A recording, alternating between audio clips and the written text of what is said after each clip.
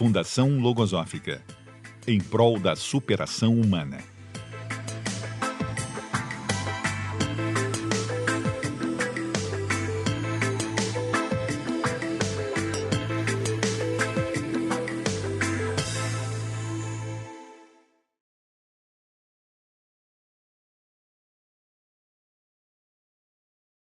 Nós vamos dar início às atividades dessa noite com a palestra O Professor e sua nobre missão de criar um mundo melhor. Convidamos ao palco a docente da Fundação Logosófica, Liara Salles. Ela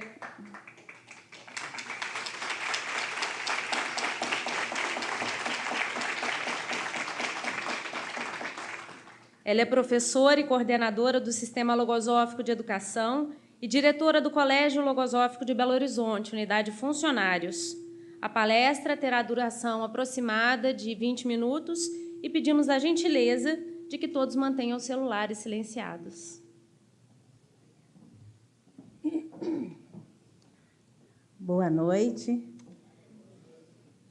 Para mim, é uma grande alegria estar aqui, dirigir-me a vocês na noite de hoje, e especialmente aos professores aqui presentes, representando os professores de todo o Brasil nesse dia em que comemoramos o nosso dia. Eu fiz a opção pela carreira do magistério, ainda adolescente, movida, como imagino que muitos de vocês, pelos mais nobres, pelos mais puros ideais, que eu tenho visto se tornarem realidade no dia a dia da minha profissão. Ao pensar nesse momento de agora, recordei-me de uma experiência que eu vivi há muitos anos. Uma experiência, na verdade, que eu vivi como mãe. Eu estava em casa e meu filho, que tinha, à época, 6 anos, convidou-me para brincar de caça ao tesouro. Sabem como é, né? Filho de professora tem dessas brincadeiras. E aí me ofereci para fazer as pistas, para que a gente pudesse brincar, ao que ele me falou que não, que naquele dia seria diferente, que ele faria as pistas. Fiquei aguardando. Passados alguns minutos, chega a irmã com as pistas, né? Então, tinha lá pista 1, pista 2, Sil, é a irmã, né? Pista 3, vejam que ele era bem econômico, né? Não trocou papel, não, errava e continuava. E eu fui me acercando, descobrindo cada pista, até que eu cheguei ao prêmio, que ficava... nós tínhamos um sofá que ficava em L, num cantinho lá da sala, e atrás dele ficava ali um vão. O tesouro estava lá dentro. Quando, então, ele surgiu, muito feliz, todo satisfeito, e o tesouro era ele mesmo, né? E sempre que eu me recordo dessa experiência, eu me pergunto se não é isso mesmo, fico espantada com a sabedoria dele, né? Se não é isso mesmo que os filhos são para todos nós, os nossos maiores tesouros. E aí, penso no nosso papel como professores, que recebemos, às vezes diariamente, os maiores tesouros de cada família. Tenham eles 2, 5, 10 ou 20 anos, né? Sejam mais ou menos disciplinados, aprendam com maior ou menor facilidade, mas estamos recebendo os maiores tesouros de muitas famílias. Então, ser professor é uma missão, é uma profissão muito nobre, não é mesmo?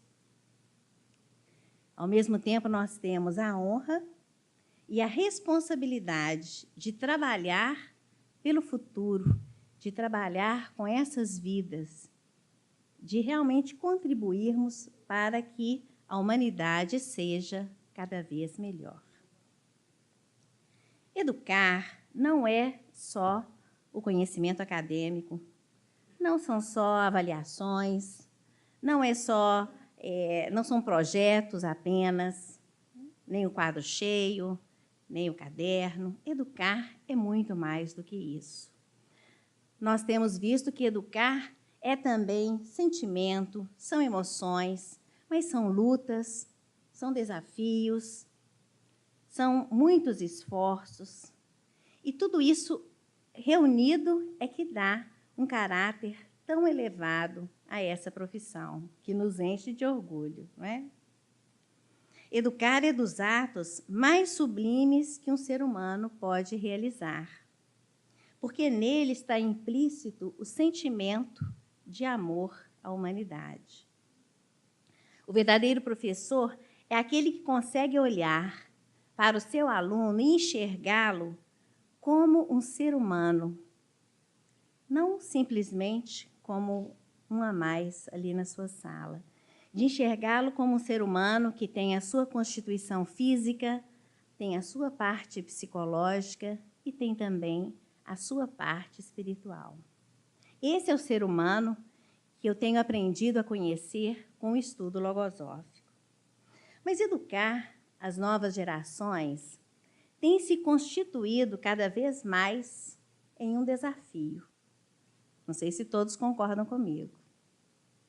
E um desafio, seja pela complexidade dos fatores que interferem na vida das crianças, dos jovens, ou mesmo na nossa vida, seja para a carência, muitas vezes, de um rumo mais acertado para realizá-la.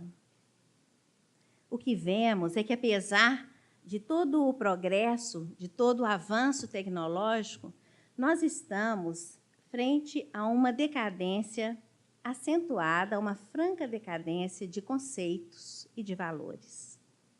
Então, urge que nós nos unamos realmente na construção de um novo mundo.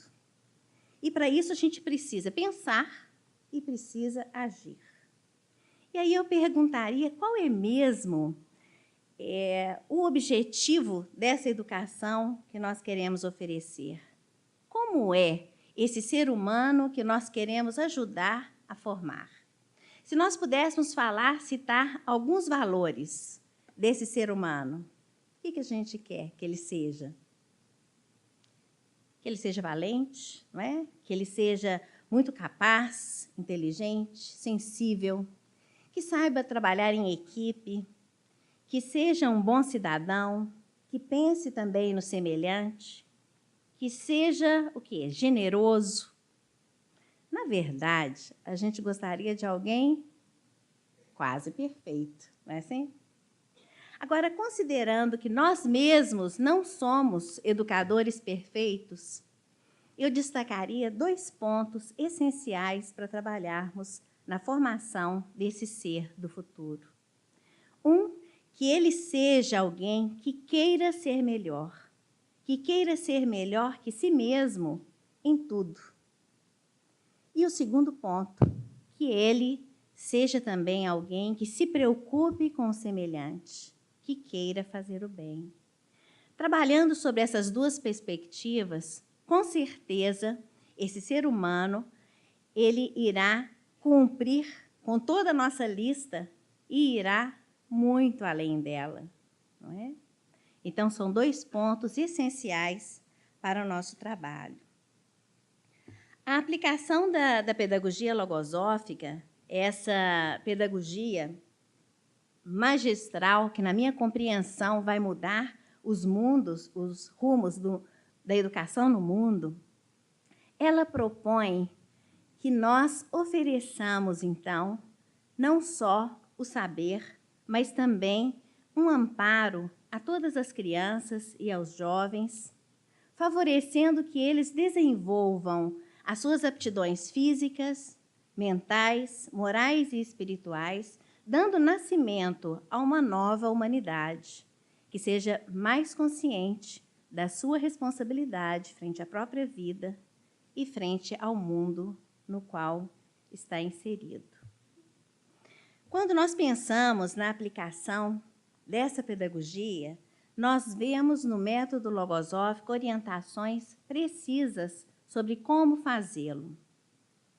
A criança, o jovem, eles têm que primeiro receber esses conceitos de forma conceitual.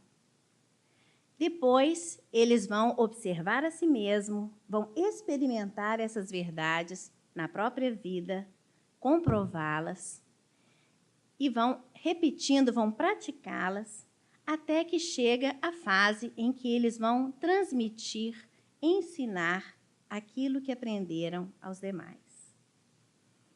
Com a aplicação dessa pedagogia nos colégios logosóficos, né, nos colégios do Sistema Logosófico de Educação, temos observado esses conceitos sendo levados de forma agradável e gradual, de acordo à idade dos alunos, obedecendo, seguindo um plano logosófico de educação. A etapa conceitual, né, ela é trabalhada através de conversas, de relatos, de contos, de narrações. E, somando-se a isso, para que haja o contato com a realidade transcendente, são levadas muitas imagens analógicas que favorecem essa assimilação.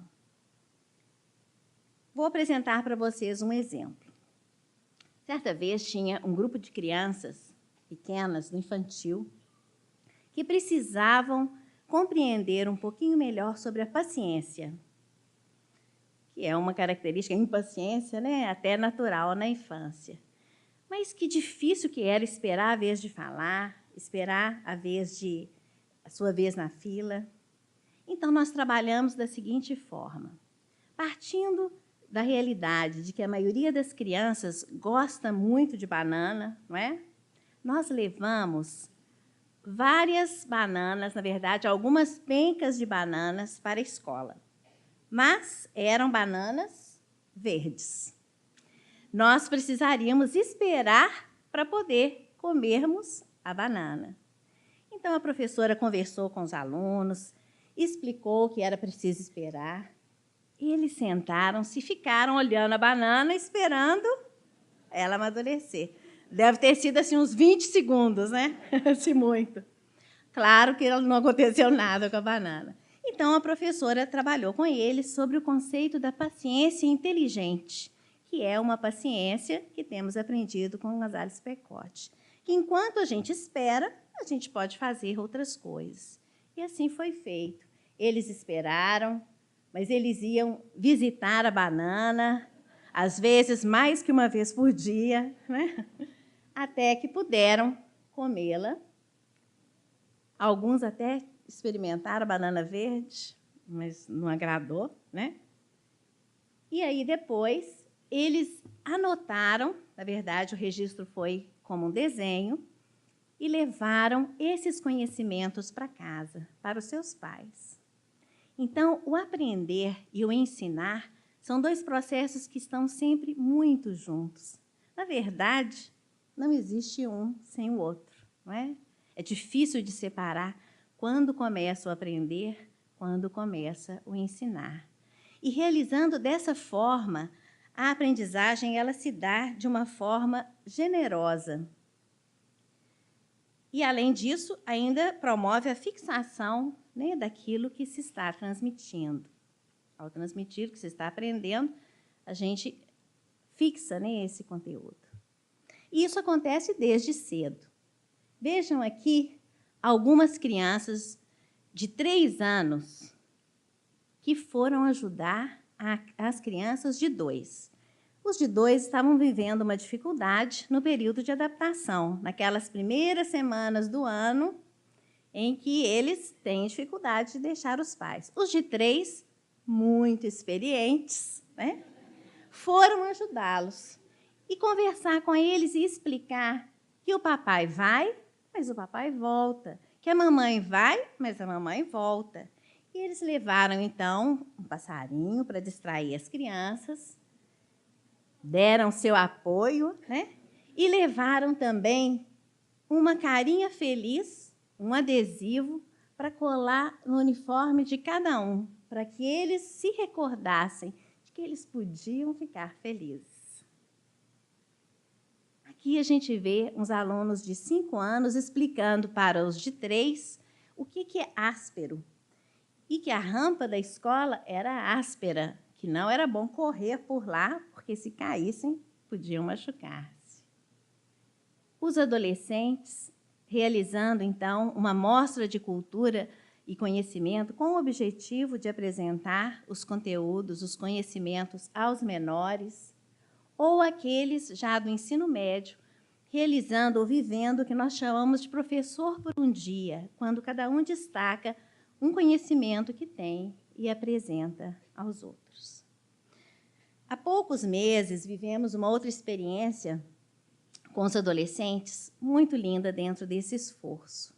Nós realizamos anualmente um projeto sobre a família, um conceito, né, a família como instituição divina que é base para a sociedade. E nós começamos, para lançarmos o projeto entre os adolescentes, nesse ano, nós coletamos, entre todos eles, as perguntas que tinham sobre o tema da família, organizamos essas perguntas, selecionamos algumas, havia algumas repetidas, e no dia do lançamento, reunimos os quase 400 adolescentes no auditório e convidamos os alunos do 3º ano do ensino médio para responderem às perguntas. Vou contar para vocês que nós não imaginávamos a repercussão que teria essa atividade, tanto em quem falou, como em quem ouviu as respostas. A cada resposta, né, a gente projetava a pergunta, o adolescente que quisesse, ele se apresentava para poder respondê-la, e o fazia, era de improviso, né? E os outros aplaudiam calorosamente os seus colegas de escola, né? Não eram colegas de turma. Como que os conceitos apresentados por adolescentes, né, por pessoas mais vinculadas a eles, penetrou de uma forma tão linda. E o importante também foi que os próprios adolescentes do 3º ano se manifestaram depois aos organizadores, falaram como que eles não se davam conta antes de quantos elementos que eles já haviam recebido, né? Fico pensando que trabalhar, né, dessa forma é algo que estimula muito, né? Quando se tem consciência do que se pode fazer, há muito o que fazer. Agora, para que isso aconteça, nós, professores, temos também que estar atentos ao que passa dentro de nós, ao nosso mundo interno. A prática da pedagogia logosófica, ela exige um professor que seja ativo internamente, que tenha iniciativa, que, ao mesmo tempo, seja sereno, que queira realmente o bem dos seus alunos. Somente dessa forma a gente consegue trabalhar com os alunos, né, para que eles experimentem essa realidade. Então, para começar, nós temos que ser professores docentes de nós mesmos. E muitas vezes eu me pergunto, às vezes quando escuto um Dona Liara grosso, assim, né, como outro dia no supermercado, e que eu me volto, e aí tem lá um ex-aluno grande já, e eu sempre que vejo esses ex-alunos, e outras vezes também, me pergunto, como eu vou ser recordada pelos meus alunos? Vocês já se perguntaram isso? Como serei recordada pelos meus alunos? E quando os encontro, essa recordação ela vem de aspectos que vivemos além do ensino acadêmico. Então, é lógico que nós temos que oferecer a parte acadêmica de forma muito eficiente, mas temos que ir além. Olhar realmente para aquele aluno e, de repente, nos perguntarmos diariamente o que eu posso oferecer a cada aluno que vá fazer o bem a ele como ser humano.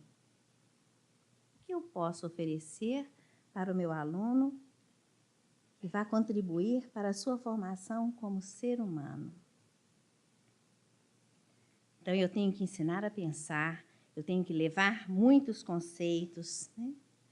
E recordei-me de um trecho da concepção logosófica em que González Pecote fala sobre essa nossa profissão. Não há nenhum outro trabalho, ofício ou carreira que possa igualar-se a esta, em que todos cumprem o mais alto, o mais honrável, o mais virtuoso de todos os trabalhos: fazer o bem conscientemente.